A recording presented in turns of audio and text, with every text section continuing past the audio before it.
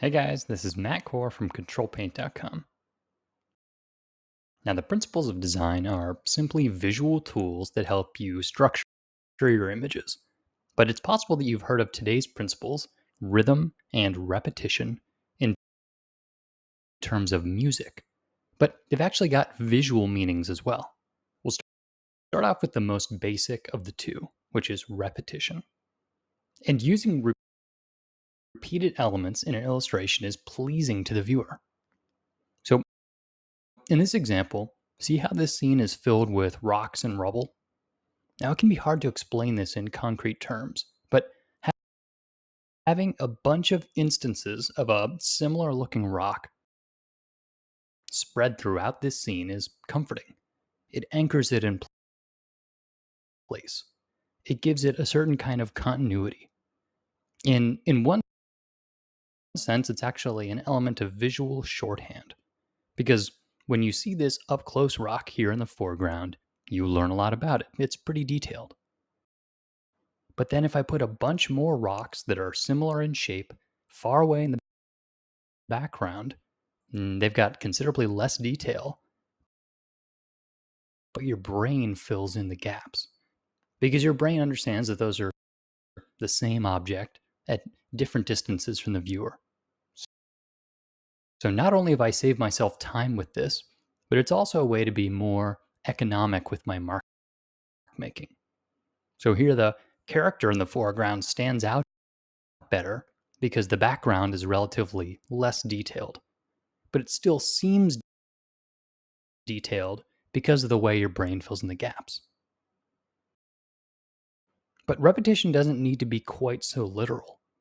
Repetition can be used in terms of shape, regardless of subject matter. So if you look at this second example here, the field of rocks and the character are slightly different. You'll notice that the peaks are a bit sharper. Now, look at the armor on this orc. It mirrors the same shape as the rocks. So in this way, I'm using shape repetition, even though the objects are totally different. In one case, it's armor, and in the other one, it's a background object. So this adds continuity through repetition. Subconsciously, this character fits with the landscape really well. And your viewer might not even realize why. They just seem to go together. And remember, this is not limited to large scale objects. You can do small interior objects. So if you take a look at this orc, you can see I've used the same shape throughout his armor at all different scales. There's big versions and small versions. This small scale repetition is a great way to create a pleasing design. The second principle I want to talk about today is called rhythm. And rhythm is actually a specific variety of repetition. So if I had a scene with a bunch of rocks and they were all equally spaced, it would look pretty odd, pretty mechanical. Now, if I took those same rocks and rearranged them, I'd have a very different mood. Now, all the same objects are here, they're just arranged differently. But you can see that it makes a big impact. So if you were creating a natural scene, maybe a landscape or a forest, you'd want to have more variety in the placement and the scale of the objects. Also, you'd probably want to overlap them in the same way that we talked about in previous videos. So unlike some of the aspects of drawing, or even the use of rhythm in music, this is not an exact science. It's hard to quantify.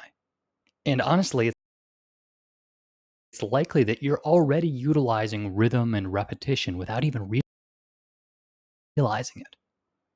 Because many artists have a intuitive ability to arrange things nicely, whether it's objects in their house or objects inside of a drawing. We just have a natural sense of how to space things carefully.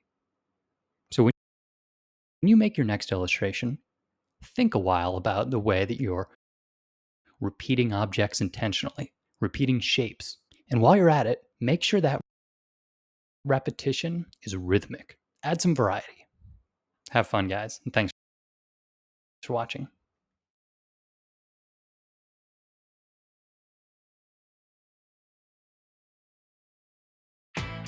Gourmet charcuterie.